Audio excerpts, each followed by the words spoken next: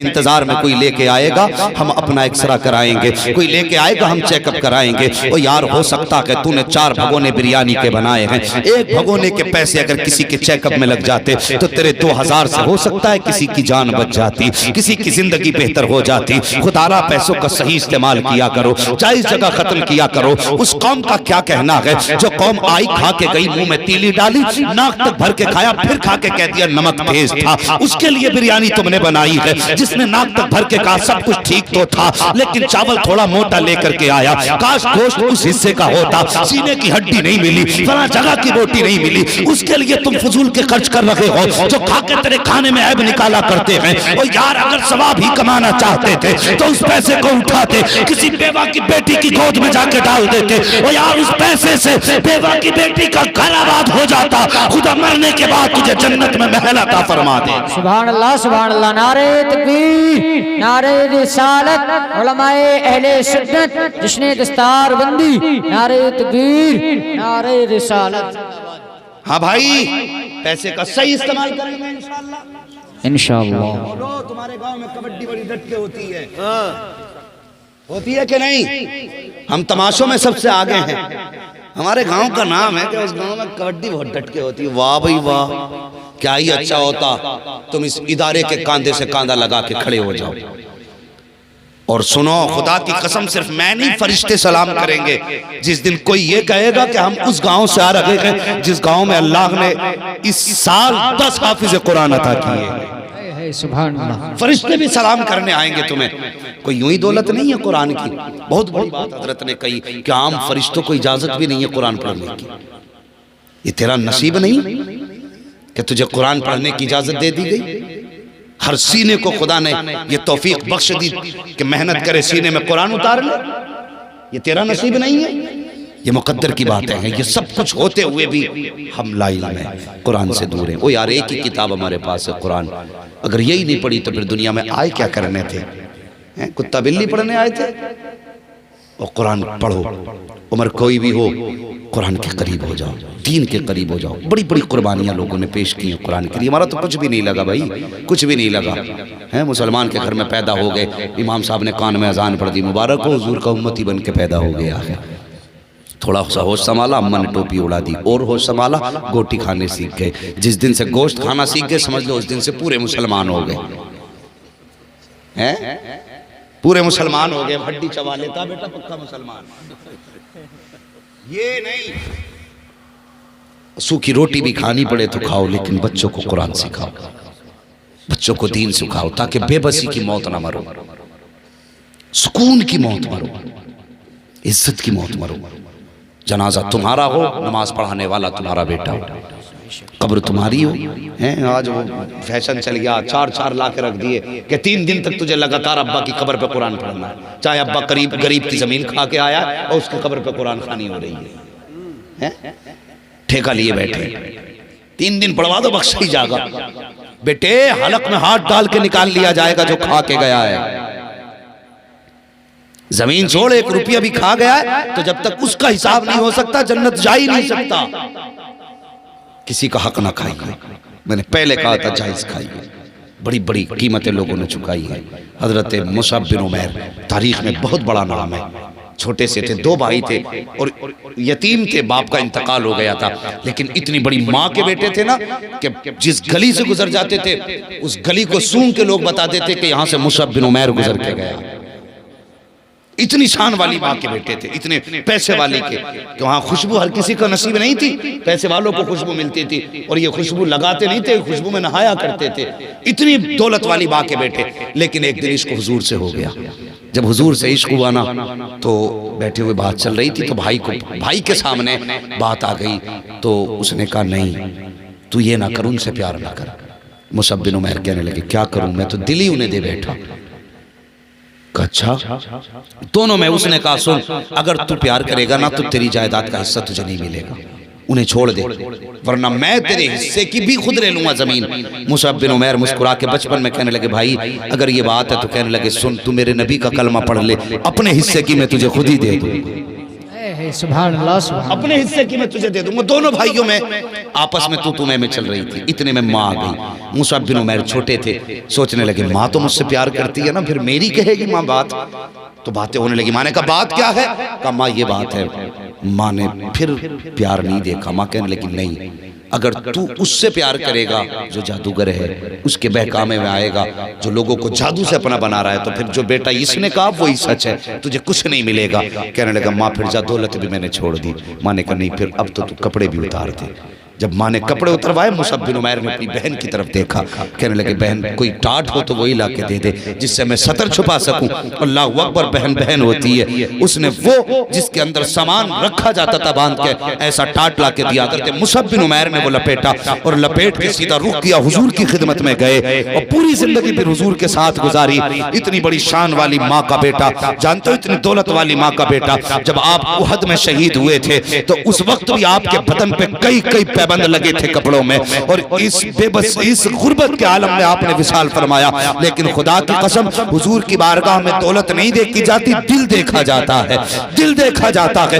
جب مصعب بن عمیر جنگ احد میں شہید ہوئے, اس وقت آپ کے ہاتھ میں جھنڈا تھا. ایک ظالم نے آپ کا بازو کاٹا نا, تو آپ نے دوسرے ہاتھ میں جھنڈا پکڑا. پھر جب دوسرا بازو کاٹا, دانتوں تلے آپ نے دبا دیا. مورخین لکھتے ہیں جب آپ شہید ہوئے تھے, اس حال میں شہید ہوئے تھے کہ وہ جھنڈا مصعب بن عمیر کے دانتوں کے تلے اس وقت بھی دبا ہوا موجود تھا.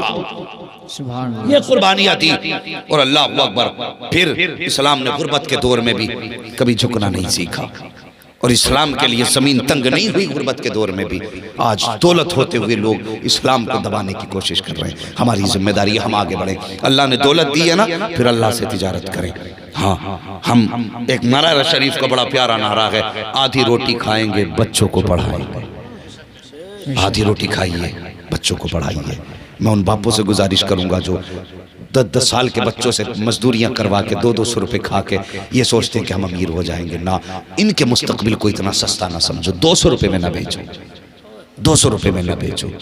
تو اگر 10,000 مہینے کے بچے سے کموا بھی لے گا تو مرنے کے بعد نہ تیری قبر پہ یہ ٹھوکر مار کے کہے گا کاش تو نے کمائی نہ کرائی ہوتی, ہمارے ہاتھ میں قلم دے دیا ہوتا.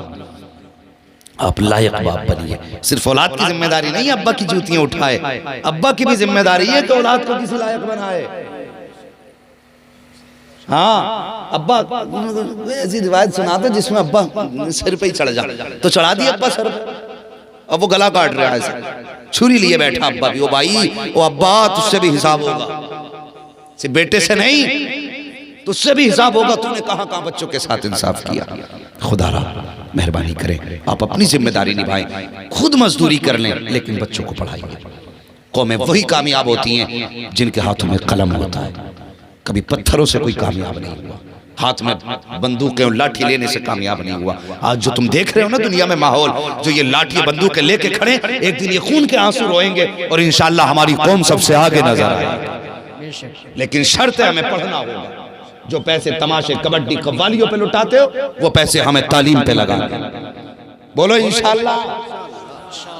بچوں کی تعلیم پہ وہ پیسہ لگائیے. اگر تمہارے گاؤں میں کوئی ہونہار طالب علم بچہ ہے, اس کے پاس پیسہ نہیں ہے, تو گاؤں والے چندہ کر کے اسے آگے بڑھائیں, پڑھائیں, اس کے مستقبل کو چمکائیں. اگر اس گاؤں کا ایک بندہ قلم والا ہو گیا نا, کم سے کم گاؤں کی تو حفاظت کر سکے گا. وہ ہر گاؤں میں ایک قلم والا ہو تو گاؤں کی حفاظت ہوگی, اور جب ہر گھر میں قلم والا ہوگا, خدا کی قسم پوری قوم کی حفاظت ہو جائے گی. ضروری ہے قلم ہاتھ میں لیں, آگے بڑھیں. یہ مدارس ہمارے ہمیں آگے بڑھانے کی تلقین دیتے ہیں. اور سنیں, یہ مت سمجھنا مدرسے والے امامتوں تک رہتے ہیں. پوچھو مفتی صاحب قبلہ سے, مولانا حسن عالم صاحب قبلہ سے, ان سے پوچھئے ہمارے کتنے ساتھی کچھ یونیورسٹیز کے اندر جو ہیں پروفیسر بنے ہوئے, آج لیکچر آ رہے ہیں, پڑھا رہے ہیں. وہ ہاں, ہمارے کچھ ساتھی پروفیسر ہیں, لیکچر آ رہے ہیں, وہاں پہ لیکچر دے رہے ہیں, پڑھا رہے ہیں, کلاس اٹینڈ کر رہے ہیں, مدرسوں کے پڑھے ہوئے. یہ مدرسے بچوں کو نہ تو بزدل بناتے ہیں اور نہ ہی ناکارہ بناتے ہیں. جس نے مدرسے میں 6 مہینے روٹی کھا لی نا, پھر بھی اس کا دماغ کسی وکیل سے کم نہیں چلتا. یہ اس کی روٹیوں کی برکت ہے. اور جس کی زندگی مدرسے میں گزری ہوگی, سوچو وہ پھر کتنی ترقی کرنے والا ہوگا. بچوں کو پڑھائیں, دین کے قریب کریں گے انشاءاللہ. قُلْ هَلْ يَسْتَوِي الَّذِينَ يَعْلَمُونَ وَالَّذِينَ لَا يَعْلَمُونَ. اے محبوب آپ فرما دیجئے کہ جاننے والے اور نہ جاننے والے برابر تو ہو ہی نہیں سکتے, تو کبھی بھی کسی عالم کی برابری نہ کریں. کسی قرآن والے کو چھوٹا نہ سمجھیں. یہ نہ ہمارا بوتا تو مار دیا تھپڑ حافظ جی کے، نہ تجھے پتہ نہیں بیٹے اس کے سینے میں وہ دولت ہے کہ ساری دنیا کی دولت ایک پلے میں رکھو، اور اس کے سینے میں جو پوری دولت ہے اس کا ایک ٹکڑا اٹھا کے دوسرے پلے میں رکھو تو دنیا کی ساری دولت مل کر کے اس کی ایک آیت کا مقابلہ نہیں کر سکتی. بے شک سبحان اللہ. عزت کریں، حافظوں کی عزت کریں، علماء کی عزت کریں. جیسا آپ کی نیت ہوگی اللہ ویسی برکت عطا فرمائے گا. اور جن کا کام یہ ہے نا مولویوں میں میم بیک کرنا، ابھی بیٹھا تھا جہاں پہ رشتے میں گئے تھے نا تو 4 لوگ باتیں کر رہے کرے مولویوں کی چت بھی اپنی پٹ بھی اپنی. اور بڈھے ہی بڈھے تھے، میں نے کہا بھائی زیادہ ہی دل جلا دکھا ہے. میری طبیعت تھوڑی ایسی تھی، میں لیٹا تھا، انہیں پتہ نہیں یہاں کوئی مولوی لیٹا ہے. تو بڈھے بڈھے کہہ رہے مولویوں کی چت بھی اپنی پٹ بھی اپنی ہے بھائی. تو وہ کہہ رہا ہاں صحیح کہی. بولے ایک بات میں بتاؤں تو وہ بتا رہا، کہہ رہا بارش ہونے لگی جلسے میں تو مولانا کہنے لگے کہاں جا رہے ہو اللہ کی رحمت چھوڑ کے؟ یہ رحمت ہے اللہ کی. کہ مزدور تھا بیٹھ گیا. کہنے لگا ایک دن بارش ہوئی، مولانا تیز تیز جال لگے اٹھ کے. اسی مزدور نے کہہ دیا تم کہاں جا رہے ہو رحمت چھوڑ کے؟ تو کہنے لگے میں اس لیے جا رہا ہوں نادان دیکھتا نہیں اللہ کی رحمت میرے پیروں پہ گر رہی ہے. تو کہنے لگا مولویوں کی چت بھی اپنی پٹ بھی اپنی. نہیں بھائی سنیں، کبھی کسی ایک شخص کو لے کر کے پوری جماعت کو گالی نہ دیں، اور کبھی خیال بھی مت کرنا، سوچنا بھی مت. میں نے ان کی نسلیں تباہ دیکھی ہیں جس نے علم اور علماء کی مخالفت کی. اگر چاہتے ہو دنیا اور آخرت بہتر ہو تو قرآن والوں سے پیار کرو، علم والوں سے پیار کرو. خدا کی قسم دنیا بھی بہتر ہوگی، آخرت بھی بہتر ہو جائے گی. ہاں ورنہ اگر جاہلوں کی بات کی جائے تو لو ابھی 3 دن پہلے کی بات ہے، ابھی 3 دن نہیں ہوئے، میرے موبائل میں ریکارڈنگ موجود ہے. ایک سوال آیا قاری صاحب یہ جرم کوئی پڑھا لکھا کر ہی نہیں سکتا جتنا بڑا جرم اس نے کیا. سوال کیا حضرت ایک باپ نے اپنی بیٹی سے زنا کیا، اس سے بیٹی پیدا ہوئی اور وہ آج بھی بیٹی کے ساتھ گھر میں رہ رہا ہے، اور جو اس سے تعلق رکھ کے بتائیے اس کا کیا حکم ہے؟ یہ حالات ہو گئے ہمارے، شرم و حیا ختم ہو گئی. اگر ایک شخص کو اٹھا کے سب کو یہ کہہ دیا جائے تو بتاؤ پھر آپ کو تکلیف ہوگی کہ نہیں؟ ہر آدمی کہہ دے گا مولانا غلط ہے، کسی ایک کی وجہ سب کو برا نہیں کہا جا سکتا. وہ بھائی گھر میں دینی ماحول لائیے، دین سے جڑیے، علماء سے پیار کیجئے. اللہ تعالی ہم سب کو علم اور علماء سے پیار کرنے کی توفیق عطا فرمائے. اور ایک بات بتا دوں، ایک بات آپ کو بتا دوں، غور سے سننا پیارے. وہ بات یہ ہے کہ جس کے گھر میں برکت نہ ہو وہ قرآن والوں کو کھانا کھلانا شروع کر دے. اللہ تعالیٰ اس کے قدم کی برکت سے اس کے گھر میں برکتیں عطا فرما دیتا ہے. یہ بڑا آسان طریقہ امیر بننے کا بھی اور عزت سے کھانے کا بھی. اور یہ میرے حضور کی کرم کی بات ہے، جب حضور کو چچا لے کے گئے تھے نا گود میں اٹھا کے، اللہ اکبر، کھانے کے لیے بیٹھے تھے، کھانے کے لیے بیٹھے تو باقی بچے آ گئے. تو بچوں نے آ کے کہا تھا ابا جی ایسا کریں نا ہمیں کھانا کھلا دیں. تو کہنے لگے نہیں پہلے میرا بھتیجا کھائے گا اس کے بعد تم کھاؤ گے. یہی چلتا رہا کہ ایک دن بچوں نے کہہ دیا ابا اس میں راز کیا ہے کہ ہم بعد میں کھاتے ہیں وہ پہلے کھاتا ہے؟ تو کہتے ہیں بیٹے سچ یہ ہے کہ جب وہ کھا لیتے ہیں تب ہمارے حصے کی اللہ برکت عطا فرماتا ہے. تو یہ حضور کی نسبتوں کی برکت ہے. جس گھر میں قرآن والے کھاتے اللہ اس گھر میں برکت عطا فرماتا ہے. تو قرآن والوں سے پیار کریں، کریں گے انشاءاللہ.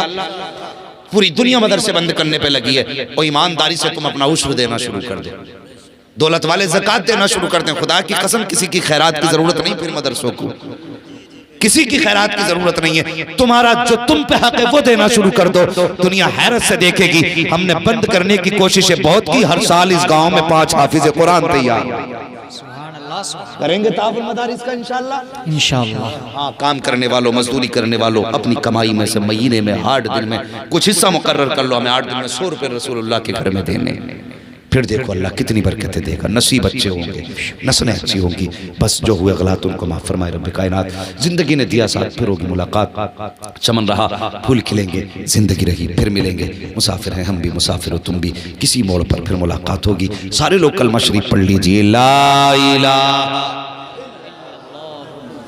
ماشاءاللہ پہلی بار اپنے علاقے میں پہلی بار تو کم ہی وقت ملتا. لوگ کہتے ہیں آپ علاقے کو ٹائم ہی نہیں دیتے، مجھے دوسرے علاقے والے ہی نہیں چھوڑتے تو میں ادھر نہیں رہ پاتا. لیکن مجھے خوشی ہے کہ میرے علاقے میں مجھے دوبارہ کہنے کی ضرورت نہیں پڑی. اور زور سے پڑھ لو، شکر ہے زور سے. لا الہ الا اللہ محمد رسول اللہ وما علینا الا البلاغ. استغفر اللہ ربی من کل ذنب واتوب الیہ.